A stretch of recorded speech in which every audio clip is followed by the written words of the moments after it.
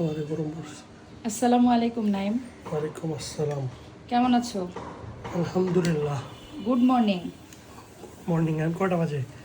10টা বেজে গেছে। তাহলে আমি সে রাত 3:30টায় উঠছি।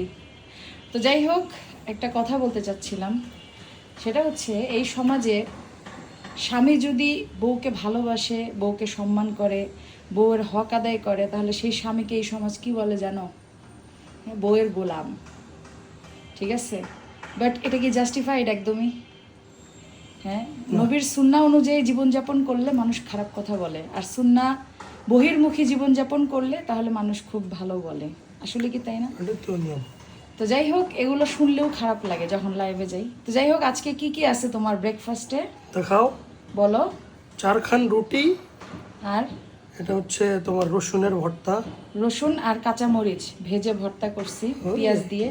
আর এটা হচ্ছে তোমার জালি কুমড়া ডিম দিয়ে, সাথে ধনিয়া পাতা। জালি কুমড়া, হ্যাঁ, চাল কুমড়া ধনিয়া পাতা দিয়ে আর চাল ডিম কুমড়া। দিয়ে, মনে আছে? হ্যাঁ, আর এটা হচ্ছে কালকের সেই আলু ভর্তা। তো যাই হোক, তোমার কি ডিম লাগবে না? ডিম না, দুটো ডিম ভেজে দিই নাকি এটা দিয়ে হবে? এটা দিয়ে হবে। আর আজকে 4টা রুটি নিছো কেন, 5টা না নিয়ে? না না না, আজকে খাবো না, বেশি খাবো না। তো যাই হোক নাইম, তুমি হ্যাপি তো? তোমার বউ তোমাকে এত কষ্ট করে রান্না করে দিচ্ছে। আলহামদুলিল্লাহ। তো যাই হোক, তাহলে খাও। আর আমার হাজব্যান্ডও আমাকে অনেক হেল্প করছে আলহামদুলিল্লাহ, রুটি সে ভেজে দিছে, আমি বানাইছি। তো সবাই আমার হাজব্যান্ডের জন্য দোয়া করবেন, যাতে করে আল্লাহ তাকে নেক হায়াত দান করেন এবং সে যাতে করে সবসময় সুস্থ থাকতে পারে। তো সবাই ভালো থাকবেন, সুস্থ থাকবেন। আল্লাহ হাফেজ। আল্লাহ হাফেজ।